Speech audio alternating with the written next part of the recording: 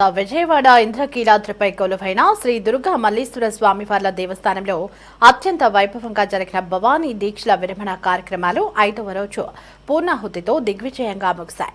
శాస్త్రోక్తంగా నిర్వహించిన ఈ కార్యక్రమాలతో కృష్ణమ్మ వడిలో ఆధ్యాత్మిక శోభ వెల్లివిరిసింది.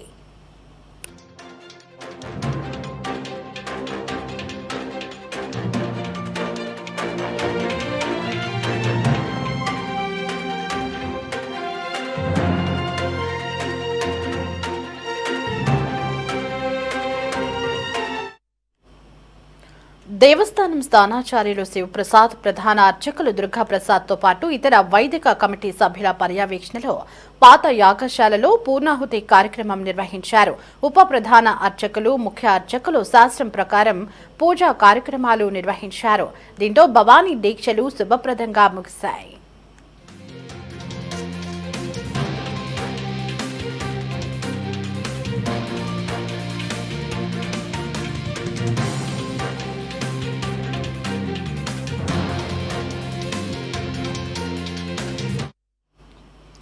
దేవస్థానం చైర్మన్ బుర్రా రాధాకృష్ణ, కార్యనిర్వహణాధికారి వికే సీనానాయక్, ముఖ్య పండుగ అధికారి మూర్తి, ట్రస్ట్ బోర్డు సభ్యులు, దుర్గమ్మ దేవస్థానం సిబ్బంది ఈ కార్యక్రమంలో పాల్గొన్నారు. పూర్ణాహుతి అనంతరం పండితులు, అర్చకులు, భక్తులకు, అధికారులకు వేద ఆశీర్వచనం అందించారు.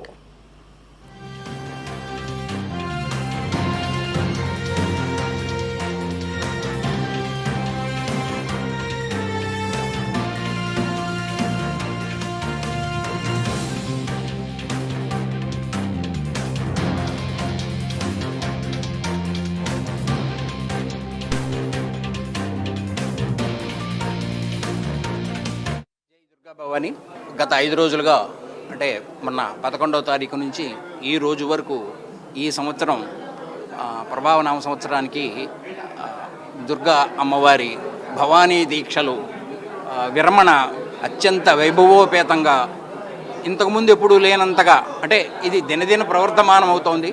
నాకు ఇంకా గుర్తుంది, ఒక 42 సంవత్సరాలు, సుమారుగా 42 సంవత్సరాల క్రితం ఈ భవానీ దీక్ష అనేది మనం ప్రారంభించడం జరిగింది మన దేవాలయంలో. అప్పుడు ఇప్పుడు మీరు చూసిన హోమాలన్నీ కూడా చండీ హోమం కానివ్వండి, రుద్రహోమం కానివ్వండి, గణపతి హోమం కానివ్వండి, ఇలా ఒక 6 రకాల హోమాలు ఉన్నాయి. ఇవన్నీ కూడా అమ్మవారి దేవాలయం ముందు మేము ఒక 5-6 కూర్చుని ఈ దీక్ష విరమణ రోజు ఒక్కరోజు ఈ హోమం చేయడం జరిగింది. అది ప్రతి సంవత్సరం దినదిన ప్రవర్తమానం అవుతూ ఇప్పుడు ఇందాక మన మిత్రుడు చెప్పినప్పుడు ఎప్పుడో 9 మందితో మొదలుపెట్టి ఈరోజు 9 లక్షల మంది అయ్యారు. 6 నుంచి 8 లక్షల వరకు అని ఇంకా మాకు ఫిగర్స్ రావాల్సి ఉన్నది. 6 నుంచి 8 లక్షల వరకు వస్తారని చెప్పి దానికి తగ్గట్టుగా మన దేవస్థానం వాళ్ళు కానివ్వండి, అర్చక బృందం కానివ్వండి, ట్రస్ట్ బోర్డు వాళ్ళు కానివ్వండి, అలాగే జిల్లా యంత్రాంగం కలెక్టర్ గారి దగ్గర నుంచి అతి ముఖ్యంగా ఇంకేంటంటే సీఎం గారి ఆఫీస్ నుంచి స్వయంగా ఇంతకుముందు జరిగిన దుర్ఘటన వల్ల కానీ ఏదైనా కానివ్వండి సీఎం గారి ఆఫీస్ నుంచి కూడా ప్రతిరోజు మాకు హెచ్చరికలు వస్తూనే ఉన్నాయి. దానికి తగ్గట్టుగానే మేము ఈ కార్యక్రమాన్ని అత్యంత ఘనంగా చేయడం జరిగింది. ఓం శ్రీ దుర్గానమ.